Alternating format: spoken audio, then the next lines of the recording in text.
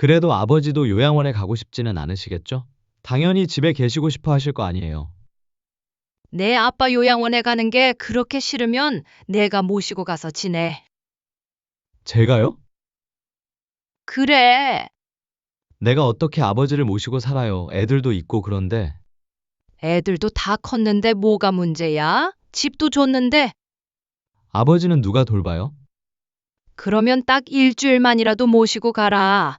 그래도 못 보내겠다고 하면 그때는 내가 다시 생각해 볼 테니까. 오늘 이야기 속 주인공은 83세 최춘자 씨입니다. 그리고 그녀의 남편과 자식들에 관한 이야기입니다. 80이 넘으니 내 몸 하나 챙기는 것조차 힘든 일이 되었습니다. 조금만 걸어도 무릎이 아팠고 기운이 딸려서 여행도 쉽지 않은 나이였죠. 하물며 같은 노인을 하루 종일 옆에서 챙기는 것은 중노동이나 다름없었습니다. 그것도 환자를 말이죠. 그 일을 최 씨는 수년 동안 하고 있었습니다. 최 씨보다 7살 더 먹은 남편 이야기였습니다. 남편의 건강은 70대에 들어서서 빠르게 나빠졌는데 나중에는 거동이 불편하고 치매 증상도 보였습니다. 자식들 모두 시집장가 보내고 둘이 살고 있었으니 남편을 돌보는 건 전부 최 씨의 몫이었습니다. 하지만 남편보다 건강이 좀 낫다 뿐이지. 최 씨도 누군가의 도움을 받으면 받았지. 평수발을 들 수 있는 나이는 아니었죠. 결국 수년간의 수발 끝에 남편을 요양원에 보내야겠다는 어려운 결정을 내렸습니다. 괴로운 마음이 컸지만 최 씨도 살아야 했습니다. 대신 수시로 왔다 갔다 할 생각이었습니다. 그런데 남편 본인도 아니고 자식들이 반대하고 나섰습니다.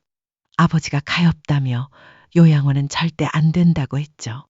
그렇다면 자식들이 돌보기라도 해야 할 텐데 여전히 남편 옆에 24시간 붙어 있는 건 최 씨였습니다. 자식들은 그게 최 씨의 역할이라고 했고 최 씨의 건강은 누구도 신경 쓰지 않았습니다.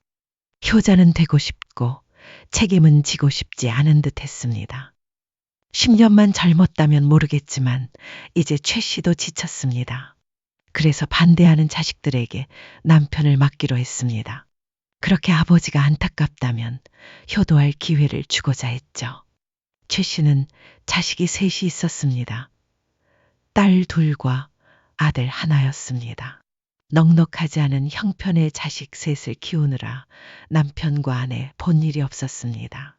나중엔 그래도 사정이 나아져 먹고 살았지만 그 옛날엔 어려운 시절을 보냈습니다. 하지만 자식들 모두 장성하니 그만큼 뿌듯한 게 또 없었죠.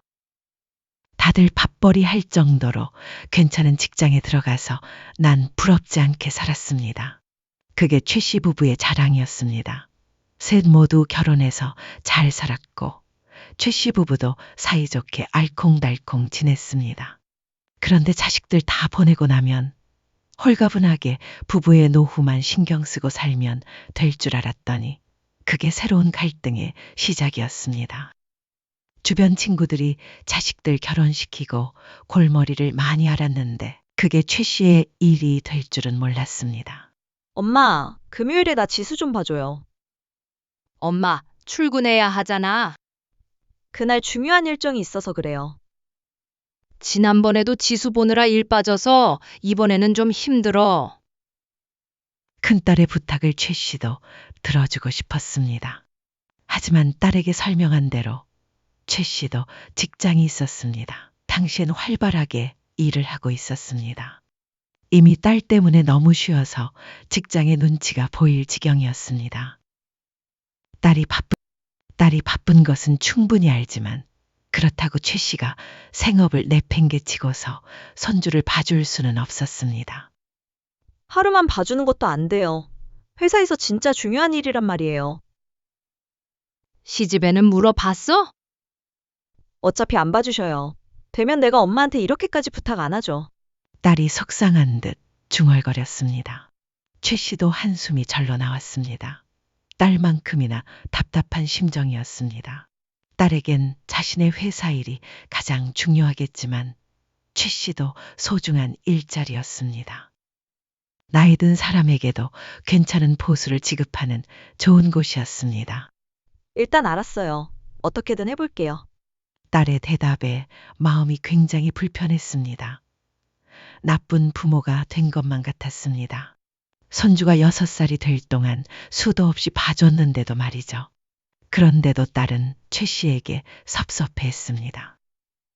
종종 아이를 돌봐주는 문제 때문에 언쟁이 오갈 때도 있었습니다. 그럴 때면 최 씨도 딸에게 서운했습니다. 해줘도 끝이 없는 것 같았습니다. 봐준 것을 고마워하는 것보다 안 봐줬을 때 듣는 원망이 더 큰 듯 했습니다. 그래서 처음부터 봐주지 말았어야 했나 하는 후회를 하게 만들기도 했습니다. 그리고 둘째 딸은 다른 문제로 최 씨를 곤란하게 만들었습니다. 식당을 차려볼까 하는데 돈 좀 빌려주세요. 둘째 딸이 결혼하고 5년이 채 지나지 않아 갑자기 식당을 차리고 싶다고 했습니다. 잘 다니던 회사에는 이미 사표를 냈다고 했습니다. 갑자기 무슨 식당이야? 집에서도 밥 한 끼 제대로 한 적이 없는 딸이었는데? 그런데 갑자기 무슨 식당을 차린다는 것인지 모르겠네. 최 씨에겐 너무나도 뜬금없는 말이었습니다. 꼭 요리를 잘해야 식당을 차리나? 요즘은 그런 시대는 지났지. 회사는 어떻게 하고? 이미 그만뒀어요. 이걸로 성공할 자신 있어요. 박서방도 응원해주고 있고 응원은 최 씨도 충분히 해줄 수 있었습니다. 하지만 딸이 최 씨 부부에게 바라는 것은 응원만이 아니었으니 문제가 되었습니다. 얼마를 보태주라는 거야? 당시에 남편이 물었습니다. 최 씨가 말려도 소용없었습니다. 남편은 언제나 본인보다 자식들이 우선인 사람이었으니 말이죠. 아버지의 물음에 딸의 입에서 나온 금액은 8천만 원이었습니다. 지금도 그렇고 당시에도 무척 큰 돈이었습니다. 노후의 자식들에게 손 벌리지 않기 위해 아등바등 일하고 있는데 혹시나 돌려받지 못하게 되면 최 씨 부부도 사정이 안 좋아질 것이었습니다. 이미 자식들 결혼시키며 해줄 만큼 해줬다고 생각했습니다. 자식들이 성에 차는지는 몰라도 말이죠. 잘 되면 이자는 톡톡히 쳐서 드릴게요. 이자가 중요한 게 아니라 너희 잘 사는 게 중요하지. 감사해요, 아버지. 그날 최 씨는 남편과 다투었습니다. 아무런 상의도 없이 너무도 대책 없이 돈을 빌려주겠다는 말에 최 씨도 화가 났습니다. 물론 성격도 그렇고 미래를 심각하게 생각하지 않는 태평함이 최 씨를 무척 답답하게 만들었습니다. 자식들의 삶도 중요하지만 최 씨에겐 최 씨 부부의 인생도 중요했습니다. 그래도 자식이 도와달라는데 부모가 어떻게 외면을 해? 외면하라는 게 아니라 적어도 상의는 하고 결정을 해야죠. 그리고 둘째면 8천만 원을 주면 다른 애들은요? 아, 빌려주자는 거잖아. 돌려받는 건데 다른 애들이 무슨 상관이야? 그래도 사람 마음이 그게 아니죠. 부모가 자식을 그렇게 몰라요? 내 자식도 사람이에요. 그리고 식당이 잘 안 되면 무슨 수로 8천만 원을 돌려달라고 해요? 잘 되겠지. 그리고 잘 안 돼도 빌린 건 같겠지. 왜 그렇게 부정적으로만 생각해? 그리고 결국엔 최 씨의 말대로 모든 것이 어그러져 버렸습니다. 남편의 성화에 보낸 8천만 원은 허공으로 사라졌습니다. 식당을 차린 지 10개월 만에 폐업을 한 딸이 그 돈을 갚을 만한 능력은 없었습니다. 반드시 갚겠다고 하던 딸은 돈 얘기는 일절 꺼내지 않았고 최 씨가 말이라도 꺼내보려고 하면 불이 나게 달아났습니다. 그러니 그 뒤론 좀 되면은 사이가 될 수밖에 없었습니다. 그리고 다른 자식들도 최 씨 부부에게 손을 내밀었습니다. 큰딸은 그나마 먹고 살기 괜찮아 적극적으로 돈을 달라고 하진 않았지만 막내 아들은 눈에 불을 켰습니다. 안 그래도 애도 이제 둘이 되니까 집을 넓혀야겠다 생각을 했거든요. 둘째를 임신한 며느리와 함께 최 씨 부부를 찾아와 아들이 말했습니다. 이사하고 싶은 집이 예산보다 조금 비싸요. 그러더니 아들이 최 씨의 눈치를 힐끔 보고는 남편을 향해 말했습니다. 8천만 원 좀 보태주실 수 있나 해서요. 금액이 참 친숙했습니다. 작은 딸과 불화의 불씨를 만든 금액이었습니다. 그 돈을 아직도 못 받고 있다는 것을 아들도 알고 있기에 정확히 8천만 원을 요구했습니다. 명분이 있다는 듯이 말이죠. 아들은 빌려달라는 말도 하지 않고 보태달라고 했습니다. 그 정도 여력이 어디 있겠어? 최 씨 부부도 돈을 쌓아두고 사는 게 아닌 이상 자식들에게 수천만 원씩 턱하고 내주기는 힘들었습니다. 그리고 그렇게 퍼주다가는 길거리에 나앉게 생길 듯 했습니다. 만약 아들까지 주면 아마 큰딸도 가만히 있지 않을 테니 말이죠. 하지만 아들은 기다렸다는 듯이 누나 얘기를 꺼냈습니다. 작은 누나한테는 해주셨잖아요. 그건 빌려준 거야. 갚기로 했고. 무슨 수로 갚아요? 보증금도 까먹고 나온 사람이. 그래서 매형이랑 사이도 안 좋은 것 같던데. 차차 정리되면 내 누나도 갚겠지. 그럼 저도 갚을 테니까 빌려주세요. 아들의 말에 말문이 잠시 막혔습니다. 이럴 것 같긴 했지만 정말로 찾아와서 돈을 달라고 할 줄은 몰랐습니다. 둘이면 1억 6천이었습니다. 그리고 큰딸까지 그럴지는 모르겠지만 만약 합세하게 된다면 2억 4천이었습니다. 그만한 돈을 마련해서 주고 나면 최 씨 부부는 말년에 어떻게 살라는 것인지 몰랐습니다. 안 그래도 누나랑 그것 때문에 골치가 아파. 그래도 그거 꼭 받아야 해. 엄마 아빠도 살아야 할 거 아니야?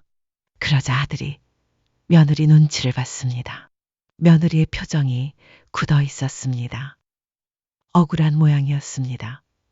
만약 최 씨가 며느리였어도 서운할 수 있을 것 같았습니다. 하지만 최 씨도 억울하긴 마찬가지였습니다.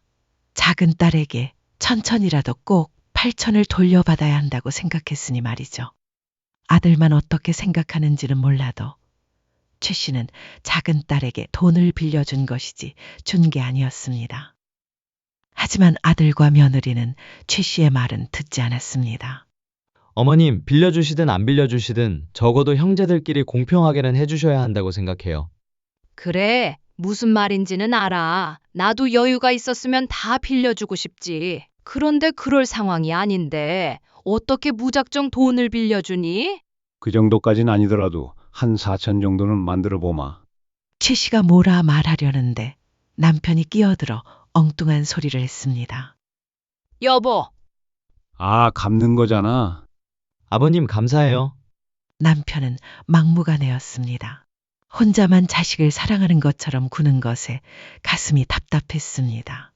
돈을 퍼주는 게 자식을 사랑하는 길이 아님에도 불구하고 남편은 뭐가 문제인지 몰랐습니다. 그런 무른 성격을 이용해 아들은 계속해서 돈을 타갔습니다.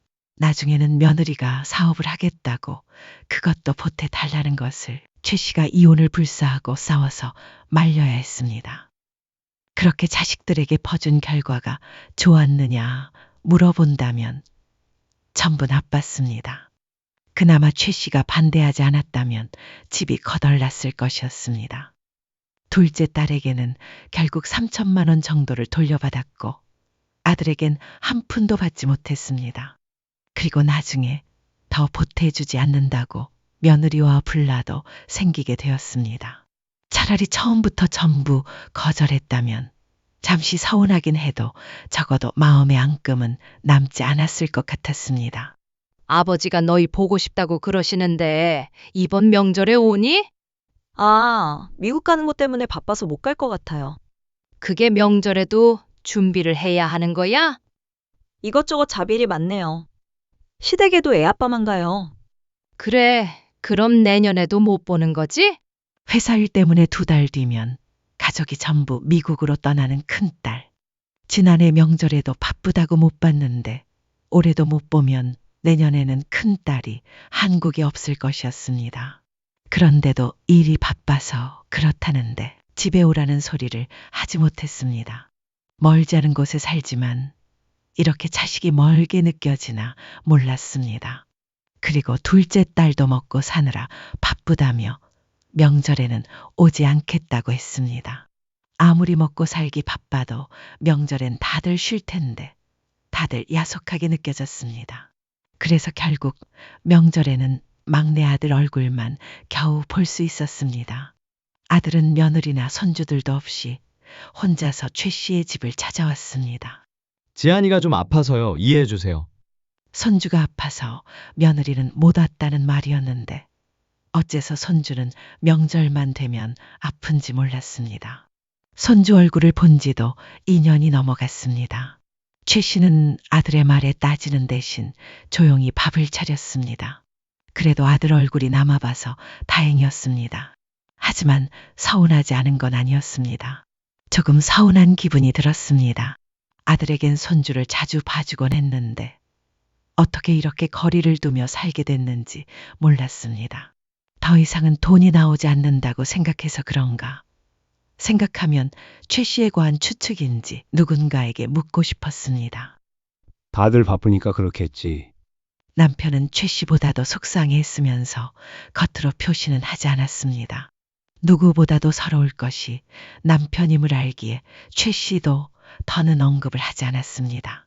자식들이 나이가 들면 다들 이렇게 사나 보다 싶었죠. 그 외에도 사소하거나 큰 일들이 많이 있었습니다. 부모 자식 간에도 그렇게 지지고 볶으며 살 수 있구나 싶었습니다.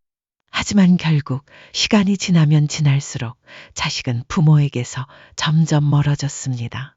자신들의 인생만이 중요한 때가 금방 온 것 같았습니다. 남편은 70대가 지나니 건강이 안 좋아졌습니다. 원래 잔병도 없이 건강한 체질이었는데 생각보다 이런 나이에 큰 병이 찾아왔습니다. 그리고 70대 중반부터 남편은 거동이 조금씩 불편해졌습니다. 그래서 퇴직 후 편의점을 운영하던 남편은 언젠가부터 출근을 하지 못했습니다. 대신에 최 씨가 직원 한 명과 함께 돌아가며 일을 하고 나머지 시간엔 집에서 남편 수발을 들었습니다. 정화야, 직원이 오늘 일이 있어서 내가 대신 나와 있거든. 근데 오전에 아빠 병원에 꼭 가야 해. 네가 대신 좀 모시고 가줄 수 있니? 최 씨가 작은 딸에게 전화를 해서 부탁했습니다. 그러자 딸은 고민해보는 신용도 하지 않고 말했습니다. 예약 날짜를 옮기세요. 아빠 부축하는 거 힘들어. 그냥 옆에서 팔만 잡아드리면 돼. 진료 금방 끝나고. 정은이한테 한번 전화해 보시던지요. 아들에게 물어보라며 작은 딸이 짜증을 냈습니다. 계획이 어그러져 초조하던 최 씨는 딸에게 짜증 섞인 말을 들으니 기분이 좋지 않았습니다. 딸의 말대로 최 씨는 아들에게 부탁을 하기로 했습니다. 그런데 아들도 긍정적인 대답을 주지 않았습니다. 나는 회사니까 애엄마한테 부탁해야 하는데 어떻게 시아버지 병원에 모시고 가라고 해요? 한두 시간만 내주면 좋겠는데. 그건 좀 힘들 것 같은데요. 내 병원도 아니고 내 아버지 병원이면 지한이 엄마도 한 번쯤은 와줄 수 있는 거 아니야? 아들네는 힘들 때 그렇게 많이 도와줬는데 어쩜 병원 한번 같이가 달란 소리도 못하는 것인지 몰랐습니다. 그래도 아들은 끝내 며느리 눈치를 보며 최 씨의 부탁을 거절했습니다. 편의점 문 닫고 다녀오시면 되잖아요. 괜히 며느리 시집살이 시킨다는 소리 들으시는 것보다는. 평소엔 이런 부탁하지도 않잖아. 이게 시집살이면 그동안 아들네에게 시달린 건 자식살이인지 인지 되묻고 싶었습니다. 참 괘씸하기도 했습니다. 그렇게 자식 챙기던 남편이 아픈데 어쩜 자식들이 신경도 하나 안 쓰는지 몰랐습니다. 병수발을 들어달라는 것도 아니고 조금 도와달란 말에도 누구 하나 들어주는 사람이 없었습니다. 큰딸은 미국에 나가서 산지 오래였고 한국으로 들어올 생각이 없어 보였습니다. 기댈 자식이 하나도 없었습니다. 최 씨는 나이 들면서 자식이란 얼마나 이기적인가를 깨닫게 되었습니다. 남편은 다들 바쁘니 부모가 이해해야 한다고 했지만 최 씨는 그 말에는 어느 정도 모순이 있다고 생각했습니다. 아무리 바빠도 할 건 다 하고 여행 갈 건 다 가는 자식들이 부모를 위해 1년에 하루 이틀이 아까운 듯 했습니다. 그래 놓고는 자신들이 어려울 땐 부모를 찾는 것에 이제는 지쳤습니다. 부모는 퍼주기만 하고 원망만 듣는 존재라는 것이 슬펐습니다. 최 씨는 남편이 안쓰러웠습니다. 자식에게 그렇게 해주지 못해 안달이었는데 말년에 이렇게 외면을 받는 게 참 불쌍했습니다. 남편이 미운 적도 있었지만 그래도 내 남편이라 최 씨는 몸이 부서져라 하며 남편을 보살폈습니다. 그 뒤로도 아픈 아버지를 걱정하는 자식은 없었습니다. 그래서 최 씨도 이제는 자식 걱정일랑 말고 우리 둘이 잘 살자고 생각했습니다.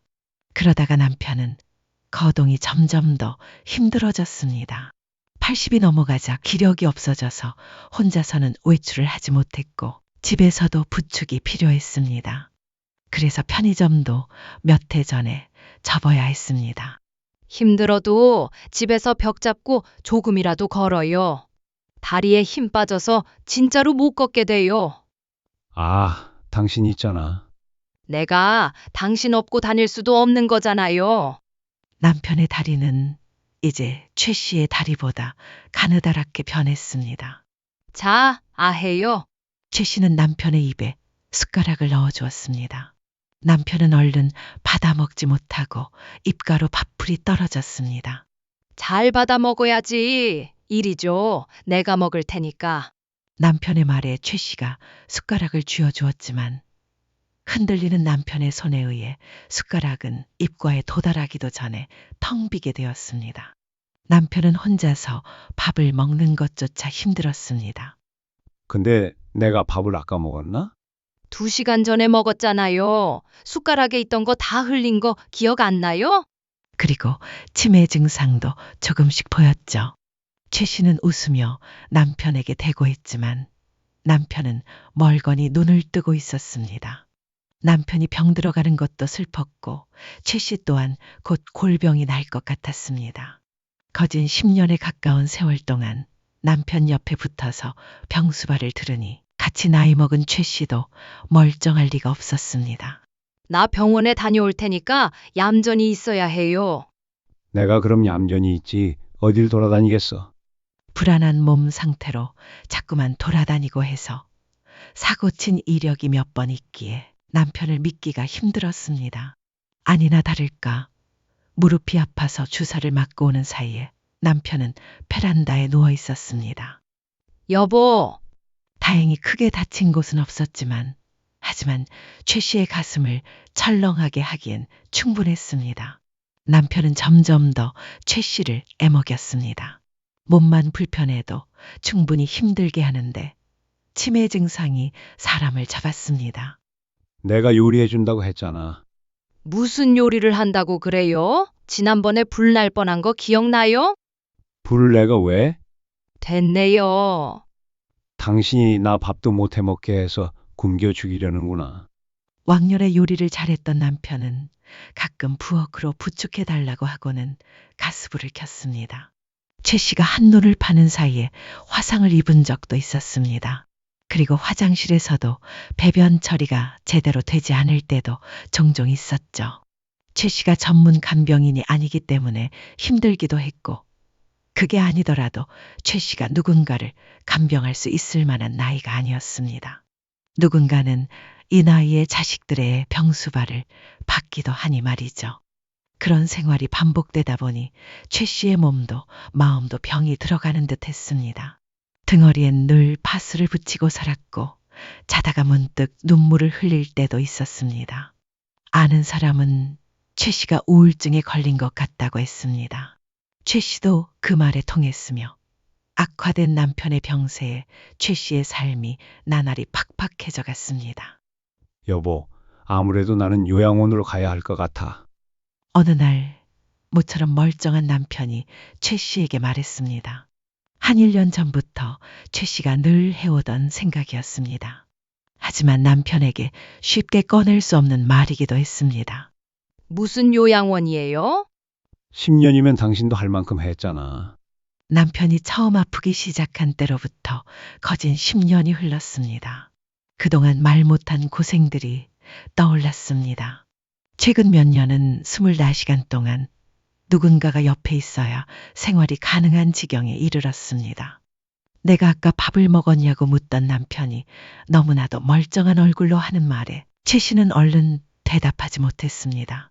그리고 다음 날 남편은 언제 그런 말을 했냐는 듯이 잊었습니다. 하지만 최 씨는 그게 남편에게도 최 씨에게도 최선일 거라고 생각했습니다. 이제는 최 씨도 힘에 부쳤습니다. 남편을 감당하며 80대를 보낼 자신이 없었습니다. 그래서 얼마 뒤 남편에게 물었습니다. 요양원? 그런 곳에 나를 보낸다고 죽으러 가라는 말이야? 남편은 가기 싫다고 했습니다. 그 말을 듣자 또다시 최 씨의 마음이 오락가락했습니다. 하루에도 수십 번 마음이 바뀌었습니다. 남편을 보내고 최 씨도 마음 편히 살 수 있을 것 같지 않았습니다. 그리고 또다시 남편이 요양원 이야기를 꺼냈을 때 최 씨도 결심하게 되었습니다. 죽으러 가는 거 아니고 내가 매일같이 들를게요. 매일까진 안 와도 돼. 일주일에 한 번씩만 나보러 와. 나중에 나도 당신이랑 같은 요양원에 들어가면 되겠네. 그리고 이튿날 최 씨가 작은 딸에게 전화를 했습니다. 정아야, 아무래도 아빠 요양원에 모셔야겠다. 그러자 딸이 무척 놀란 듯한 반응을 보였습니다. 요양원? 갑자기 무슨 요양원이에요? 상상도 못했다는 듯한 말투였습니다. 내 아빠 옆에 누가 계속 있어야 하는데 엄마도 힘들어서 이제는 못하겠다. 아니, 보호사나 그런 사람 부르면 되잖아요.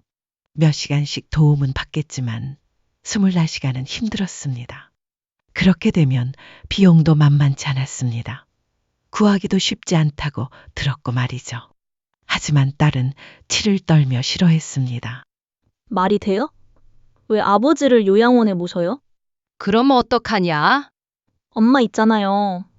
최 씨가 있는데 왜 아버지가 요양원에 가느냐며 화를 냈습니다. 치매가 있어도 사리 분별도 하시잖아요. 아예 정신을 놓으신 거면 모르겠는데 이건 아니죠. 그러다가 최 씨는 내가 먼저 죽게 생겼다라고 생각했습니다. 차라리 치매만 있었다면 좀 덜했을까 싶었습니다. 최 씨보다 덩치가 큰 남편을 매번 부축하는 것도 힘들었습니다. 삼시세끼 밥을 떠먹여주는 것도 쉽게 할 수 있는 일이 아니었습니다. 하지만 그런 최 씨의 노고를 아는지 모르는지 딸은 최 씨를 아주 나쁜 아내인 듯 말했습니다. 아버지였다면 엄마 절대 요양원에 안 보냈을 거예요. 그러면서 울기까지 하는 딸 때문에 최 씨는 할 말을 잃었습니다. 어쩌면 그게 맞을지도 몰랐습니다. 내내 아프던 가슴을 딸이 후벼 파고 말았습니다. 그런데 아들 또한 딸과 같은 생각인 듯 했습니다. 아무리 생각해도 아버지 요양원에 모시는 건 안 될 말이에요. 혼자 지내셔야 하는 것도 아니고요. 아버지 요양원에 누워 계시는 거 상상하니까 일이 손에 안 잡히네요. 그리고 미국에 있는 큰딸은 반대를 하진 않았지만 역시 탐탁지 않은 반응을 보였습니다. 그리고 자식들은 전부 아버지를 요양원에 보낼 수 없는 이유가 옆에 최 씨가 있기 때문이라고 했습니다. 종일 옆에서 돌볼 사람이 있는데 어째서 요양원에 가야 하느냐는 반응이었죠. 최 씨는 답답한 가슴을 내리쳤습니다. 자식들은 최 씨의 주름진 얼굴과 굽은 등이 보이지 않는 것 같았습니다. 남편에 비해 건강한 것이지 최 씨도 안 아픈 곳이 없었습니다. 자리에 앉았다 일어나는 것만으로도 힘에 부치는 나이였죠. 아니면 사람이라도 쓰자. 그 24시간 도와주는 사람. 하지만 그마저도 자식들이 비용을 감당하기엔 부담스럽다며 꺼려했습니다. 그저 최 씨 보고 책임을 지라는 시기였습니다. 아무리 그래도 아버지를 그렇게 보내는 건 마음에 걸려요. 맞아요. 제가 가끔 가서 도와드리고 할게요. 하지만 말처럼 제 아버지를 돌보겠다고 오는 자식은 없었습니다. 최 씨는 며칠을 눈물로 지새웠습니다. 내가 정말 나쁜 아내인가 싶어 괴로웠습니다. 그래서 요양원 얘기는 무한정 보류되었죠. 그러다 최 씨는 허리를 다치게 되었습니다. 안 그래도 좋지 않던 최 씨는 병원을 다니곤 했는데 남편을 부축하다가 같이 넘어지는 바람에 보호대를 차고 있어야 했습니다. 그런데 천만에 다행인 것이 한 달간 한국에 머무른다 던 큰딸이 때마침 최 씨의 집에 왔습니다. 이틀 동안 제가 아버지 돌봐드릴 테니까 엄마는 병원에서 물리치료 받으세요. 그래도 큰딸이 나타나서 다행이다 싶었습니다. 발만 동구르고 있는 걸 둘째 딸과 아들은 모른 채 했으니 말이죠. 그런데 큰딸은 하루 만에 두 손 두 발 다 들었습니다. 이걸 어떻게 몇 년 동안 하셨어요? 큰딸은 한숨을 쉬며 말했습니다. 그러더니 덧붙였습니다. 사실 아빠 요양원에 모시는 거 마음이 좀 그랬는데 이대로는 못 지낼 것 같아요. 큰딸이 한국에 머무는 동안 아버지 요양원을 알아보겠다고 했습니다. 그 말에 최 씨는 위안을 받았습니다. 그래도 내가 나쁜 아내라 남편을 요양원에 보내는 게 아니구나 싶었죠. 하지만 둘째 딸과 아들은 끝까지 반대를 했습니다. 그건 안 될 말이죠. 어머니 허리 다 나을 때까지 저희가 돌아가면서 도와드릴게요. 허리가 다 나아도 말이야. 병수발이 쉬운 건 줄 알아? 젊은 사람들도 힘들어. 그래도 아버지도 요양원에 가고 싶지는 않으시겠죠? 당연히 집에 계시고 싶어 하실 거 아니에요. 아들은 말이 통하지 않았습니다. 그래서 최 씨가 최후의 통첩을 했습니다. 내 아빠 요양원에 가는 게 그렇게 싫으면 네가 모시고 가서 지내. 제가요? 그래. 제가 어떻게 아버지를 모시고 살아요? 애들도 있고 그런데. 애들도 다 컸는데 뭐가 문제야? 집도 좁고요. 아버지는 또 누가 돌봐요? 그러면 딱 일주일만이라도 모시고 가라. 그래도 못 보내겠다고 하면 그때는 내가 다시 생각해 볼 테니까. 그러자 아들은 너무도 쉽게 고개를 끄덕였습니다. 까지건껏 못할 거 없다고 생각하는 것 같았습니다. 최 씨는 그런 아들이 아버지 건강할 때나 잘하지 라고 생각했습니다. 젊었을 적엔 그렇게 속썩이고 나중엔 아픈 아버지 얼굴 보러 오는 발걸음조차 참 무거웠던 아들이었습니다. 뒤늦게 말로만 효자 노릇을 하려는 아들이 야속했습니다. 최 씨는 얼른 짐을 싸서 남편을 아들네 집에 보냈습니다. 남편도 군말 없이 아들을 따라 나섰습니다. 그 얌전한 모습을 보니 아들도 할만하겠다 싶었는지 자신만만한 표정이었습니다. 힘이 좋아 부축하는 손길도 단단했습니다. 그렇게 모처럼 최 씨는 남편에게서 벗어났습니다. 무언가 허망하기도 하고 서글프기도 했습니다. 나이 들은 것이 참 허무하구나 생각했습니다. 남편의 모습이 머지않아 자신의 모습일 것이 참명했습니다. 그때는 최 씨는 미련 없이 요양원으로 들어가자 생각했습니다. 아픈 사람도 힘들지만 옆에서 돌보는 사람에게도 지옥이나 마찬가지였습니다. 미우나 고우나 내 자식들 힘들게 하지 말자 싶었죠. 어머니, 아무래도 이건 안 될 것 같아요. 지안이 엄마 지금 처가에 갔는데 저 혼자 아버지를 케어할 수가 없을 것 같아요. 그러면서 데려간 지 3일 만에 아들은 아버지를 도로 데리고 가라고 했습니다. 누나 대신에 자신이 좋은 요양원을 알아보겠다며 말이죠. 죄송해요. 안 그러면 애엄마랑 이혼할 수도 있어요. 아들이 심각한 목소리로 말했습니다. 하지만 최 씨도 예상한 바였습니다. 아픈 남편을 이리저리 보내서 미안하지만 아들네가 남편을 돌볼 수 있을 거라는 생각은 애초에 하지 않았습니다. 어지간한 각오와 희생으로는 불가능함을 몸으로 알고 있었기 때문이었습니다. 상한 결과였지만 그래도 마음은 아팠습니다. 자식 마음이 부모 마음과 같지 않음을 또 한 번 깨달았습니다. 만약 아들이 치매에 걸리고 거동도 힘들었다면 남편은 죽는 그날까지 옆에 두고 보살폈을 것이었습니다. 그런데 단 3일 만에 요양원에 보내자는 말이 나왔습니다. 병수발이 힘든 것이야. 누구보다도 잘 알았기 때문에 아들을 탓할 생각은 없었지만 그렇게 결사반대하던 입장이 순식간에 뒤집히니 또 다른 상처가 되기도 했습니다. 둘째 딸은 그런 아들을 보고는 일주일도 모시고 가지 않고 백기를 들었습니다.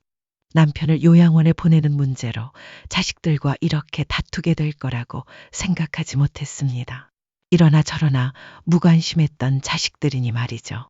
결국 상처만 남았습니다. 남편이 입소하는 날, 큰딸은 미국으로 돌아갔고 나머지 두 자식은 같이 요양원에 가서 인사를 했습니다. 앞으로 최 씨는 자주 오게 될 테지만 자식들은 잘 몰랐습니다. 나중엔 결국 잊혀질 수도 있을 것이었습니다.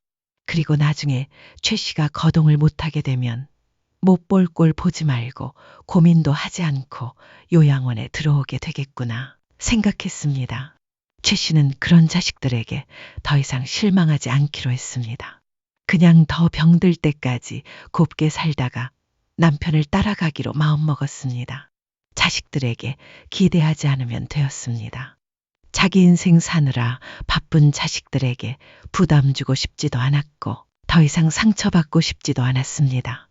최춘자 할머니의 사연은 여기까지입니다. 치매에 걸린 남편을 10년 가까이 홀로 돌보며 희생했던 최 씨. 하지만 정작 자식들은 효를 말하면서도 책임은 회피하기 바빴습니다. 남편을 요양원에 보내려는 결심 하나에 부모를 비난하고 외면하는 자식들. 여러분은 어떻게 생각하시나요? 부모가 늙어도 끝없이 희생해야만 효자인 걸까요?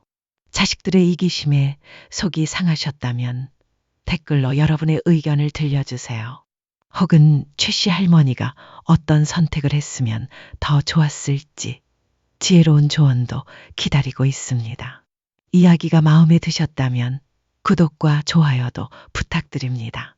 다음엔 더 진한 여운을 남길 이야기로 다시 찾아올게요. 지금까지 함께 해주셔서 감사합니다.